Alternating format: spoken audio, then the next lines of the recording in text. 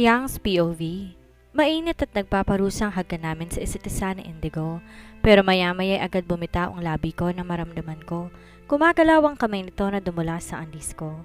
Natigilan si Indigo sa plano niyang gawin, lalo na nang kinunutan ko siya na noo. Are you crazy? Nasa pool tayo. Mahina akong sita sa kanya kahit alam ko wala naman makakarinig sa amin dito. Ngunit imbes sumagot, tinignan niya lang ako na may kislap sa mga mata. Dahan-dahan tong humakbang papalapit sa akin at sa bawat hakbang nito ay ang pag-atras ko naman. Umuurong ang paa ko hanggang sa tumama ang likod ko sa gilid ng pool. Gusto mong malaman anong pakiramdam kapag dito natin sa pool ginawa? Bulong ito habang nakangisi. There was something both challenging and daring in the way he looked at me. Lalong bumilis ang tibok ng puso ko pero di ko maintindihan ang sarili ko dahil imbes pumalag, umapila o tumanggi, hindi ako kumibo. I remained frozen. Lalong umisi na para bang katahimikan ko lang kumpirmasyon ng kailangan nitong sagot. Ang ibig sabihin ng katamikan ay oo, hindi ba? Nanatili ang titig niya sa akin habang sinimulan niya akong sakupin. Walang pagsidla ng aking nararamdaman dahil sa ginagawa ni Indigo. Marin akong nakahawak sa balikat ni Indigo habang mabilis tong gumagalaw. Halos di ko na marinig ang sarili kong hininga at ang tayong maririnig ay ang lagaslas ng tubig na marahang bumubuhos sa paligid namin. Nagtuloy-tuloy ang galaw ni Indigo habang nakahawak sa balakang ko. Ako naman kahit naliligayahan hindi maitatanggi ang kaba dahil baka biglang sumilay ang dalawa kong kapatid sa loob ng bahay at gumawi dito sa pool. Unti-unti lumalakas ang ingay ng tubig dahil bumibilis din ang galaw ni Indigo. Tell me, nagustuhan mo ba dito sa pool? Or gusto mo sa bed, sa bathroom? May panunokso sa boses ni Indigo kaya hindi ko siya sinagot. Hindi ko nais tong bigyan ng kasiyahan na malaman gaano ko kalapit sa pagkawala ng aking sarili sa labis na kasiyahan dumadaloy sa akin ng sandaling ito. Hindi ko na kaya. Bulong nito ang bahagyang hinihingal sabay alis ng kasangga niya na nagdulot sa akin ng disappointment. Let's get inside. Di ako pwedeng magkalat dito sa tubig. Baka diretsyong lumungoy ang mga alagad ko papunta sa matres mo. Mabuntis ka pa. Inabot pa niya ang bathrobe ko at ekspertong tinali sa bewang ko. Habang tinatali ni Indigo, nagpatuloy ito sa pagsasalita.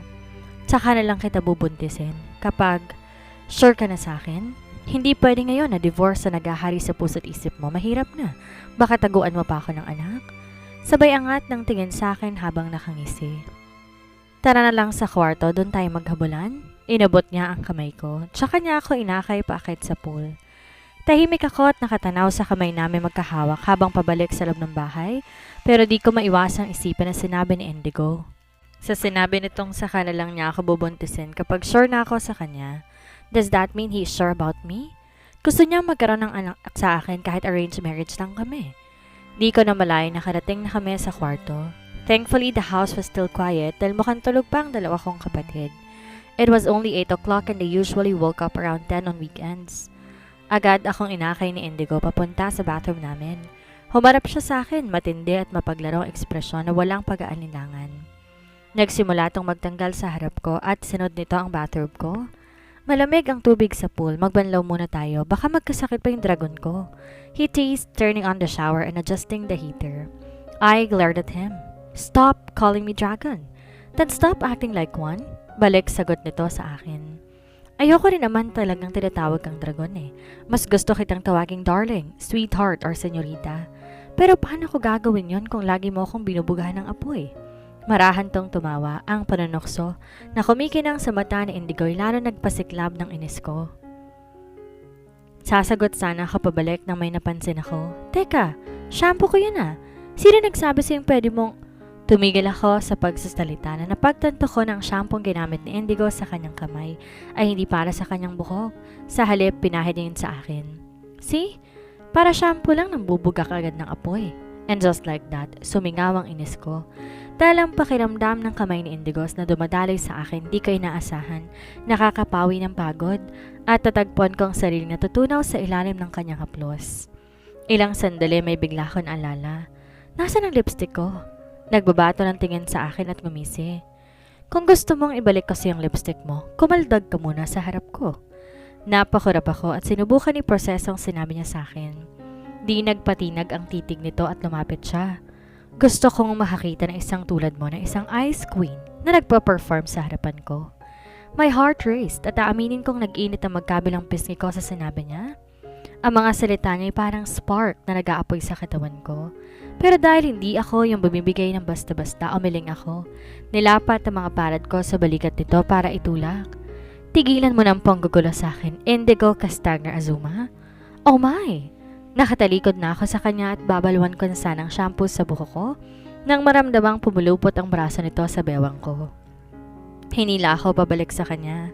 Naramdaman ko ang kasangga nitong tumatama sa likod ko.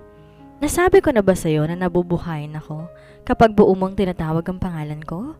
Maharot na bulong ni Indigo. Magsasalita pa sana ako nang bigla maglakbay ang kamay ni Indigo sa ibaba ko. The sensation was too much, pero nang malapit na ako sa dulo, tumigil na si Indigo.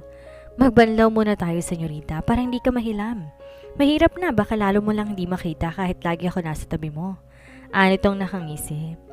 Matapos namin magbanlaw, muli niya akong hinawakan sa braso, giniya palabas sa bathroom. Wala kami parehas kahit ano sa katawan nang mahiga kami sa kama. Walang sinayang na sandali at agad nag-umpisa si Indigo. Di ko napigilan ang sarili at napasigaw na ako na tila may kasamang pag-iyak. Pero nang tumagal, tila nakaramdam ako ng kaginhawaan. Sa isang malakas at madiin na galaw ni Indigo, sabay naming naabot ang sukdulan. Sa kabilang banda, I was supposed to leave the house by 9 for the site inspection, but thanks to the intense physical activity with Indigo, my plans went down the drain. Alas 10 nang matapos ang session namin, and after that, we had to clean up the mess, especially the bed.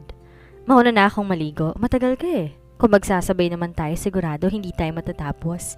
Baka ma-against the wall pa kita. Ani Indigo sabay ngisi at humakpang papunta sa banyo. Inirapan ko to na makapasok sa banyo at ilang saglit pa, lumabas na to. Nakatapis ng tuwalya sa bewang. Walang kibo ko siyang nilagpasan para ako naman na maligo. Pagpasok ko sa banyo, tinanggal ko ang towel na nakabalot sa katawan ko. Maayos na isinabit sa ilalim ng rack. Ngunit nang lumingon ako sa shower, huminto ito. Dumapo ang tingin ko sa fogged-up glass door ng shower room. The moisture from the heater had caused the glass to fog over at doon sa mismong part na malabo, may nakadrawing na dragon at sa bandang ulo noon nakasulat ang, "Hi, I'm Fiang." Nakagat ko ibabang labi ko. Pilit pinipigil ang ngiting sumilay sa akin na kinagulat ko. Humakbang ako palapit sa drawing. Pinaandar ng bahagya ang kamay sa linya na parang sinusuri ang gawa ni Indigo at sa unang pagkakataon, narinig kong sarili kong tumawa ng bahagya. Sabay kaming sumakay sa elevator at wala inisa man ang kumikibo. Nakagayak si Indigo dahil sasama daw sa akin sa site inspection. Nang sulyapan ko siya, nahuli ko siya, nakangiti pa rin. Tila dala pa sa isip ang nangyari sa amin sa kwarto. "Huwag kang umisi dyan, mukha kang baliw," mahina akong sabi. "Okay lang, ikaw naman ang dahilan bakit ako mukhang baliw." Anito habang nakangisi. "But seriously, Fiang, napaka-cool mo kanina. Ngayon lang kita nakita na ganon ka-intense," he continued, the amusement still twinkling in his eyes. Ano kaya ang iisipin ng mga tao if they knew the Ice Queen, ikaw, na sumisigaw, umiiyak sa kasiyahan at talagang nag-aapoy sa ilalim ko? Sinamaan ko siya ng tingin. Naramdaman ko ang pag-iinit ng pisngi ko. Palagi itong alam paano ko iinisin na hindi nagagawa ng iba sa akin. Gusto ko pa nga sana siyang sagutin eh, pero bumukas na ang elevator. Sakto paghakbang namin palabas, nasa lubong namin si Fatima, mukhang sa elevator din patungo. Napahinto kaming tatlo, unang dumapo ang tingin nito kay Indigo, at sa hindi malamang dahilan hindi ako mapalagay sa paraan ng pagtingin ni Fatima sa asawa ko. Tapos ay tumingin siya sa akin at di ko naiwasan na mapansin ang kanyang aura, ang bigat sa pakiramdam. "Good morning," mahinang bati ni Fatima sa amin. "May sakit ka ba?" tanong ni Indigo. Napatingin ako rito at kitang-kita ko ang seryosong pag-aalala sa mukha nito. Umiling si Fatima. "Wala, Kuya Indigo. Kagigising ko lang kasi." Then as if trying to brush it off, she added, "Saan ka pumunta?" "Site inspection." Ako ang sumagot. "Anong oras kayo uuwi?" "Medyo malayo yon kaya baka gabihin kami. Kayo muna ni Patrick ang bahala sa pagkain ninyo. May mga pwede namang lutuin sa kusina," bilin ko. Isang maliit na tango ang binigay ni Fatima, ngunit parang may kakaiba sa kanya. Di ko maalis ang pakiramdaman mahigit pa sa likod ng pagod niyang mga mata, ngunit hindi ko alam kung dapat ko bang itanong. Aakyat na ako sa itaas, ingat kayo. Nilagpasan niya kami ni Indigo at pumasok na sa elevator. Kami namang dalawa humakbang na rin papalabas at tinunggo ang sasakyan. Siya ang nag-insist na mag-isang car na lang kami at yung sa kanya ang gamitin namin. Kesa makipag-away at lalo pang maubos ang oras namin, pumayag na lang ako dahil late na rin kami.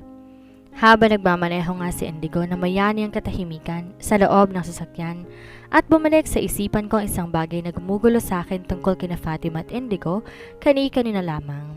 Ang pagiging sobrang close nila, yung pagsasabay nilang kumain at yung pagkagalit nila sa iisang sandwich. Naalala ko rin kung paano to nagpuyat para tulungan si Fatima sa kanyang research, offering his time and support without second thoughts.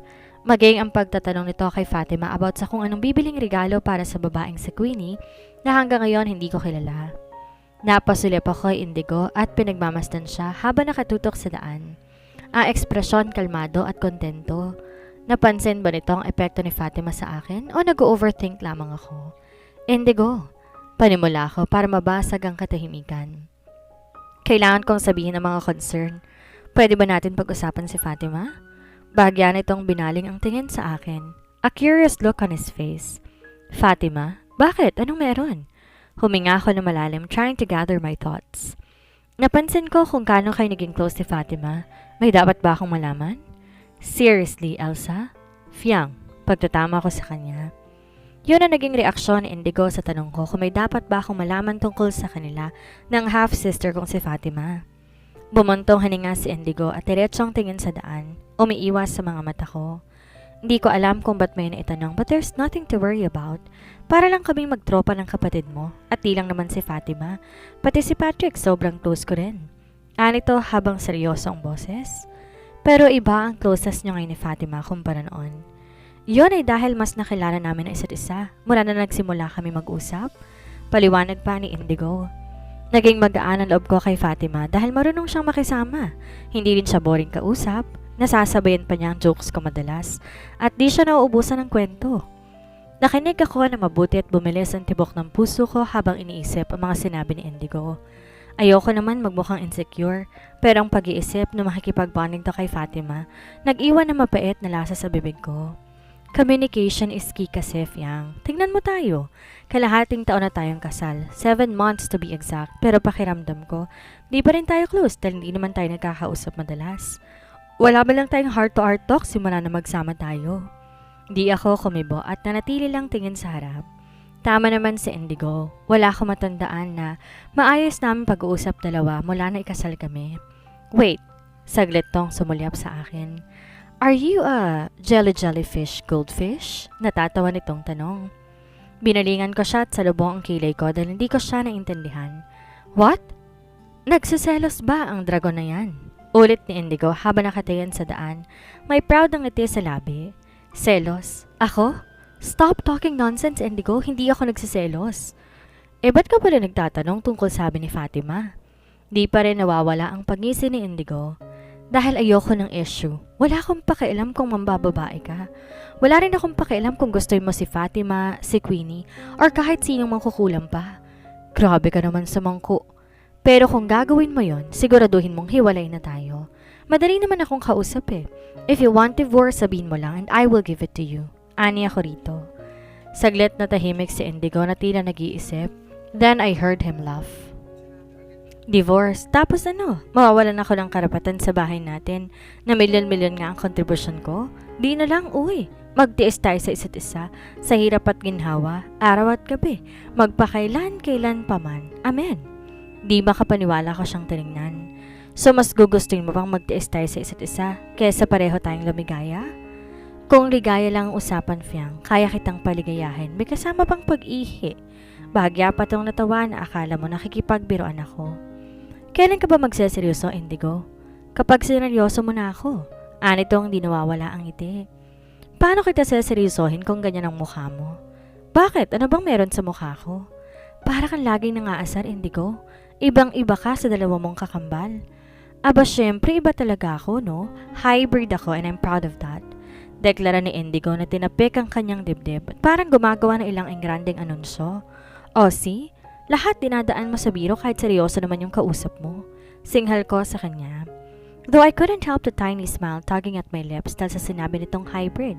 Nakakahawang kanyang mga sinasabi kahit na hindi ko gusto. Oh, bakit nakangiti dyan? Akala ko ba gusto mo ng seryosong usapan? Pang-asar nito sa akin ang sulyapan niya ako. Nagpatuloy ang sagutan at asaran namin habang nasa biyahe. I didn't even realize how much time had passed dahil sa sobrang daldal ni Indigo. At oo, kahit papano aaminin ko, nalilibang ako sa bibig nitong daig pa ang Armalite. Every now and then he'd say something so unexpected. It would catch me off guard and make me laugh. Ganon na naging cycle ng biyahe namin. Laugh, get annoyed, argue, then laugh again. Kahit nakakainis si Indigo, hindi ko maitatangging matagal na akong hindi ngumingiti ng ganito. May paraan si Indigo para alisin ako sa sarili kong ulo, para makalimutan ko ang mga bagay na kadalasang nagpapabigat sa akin kahit sandali lang.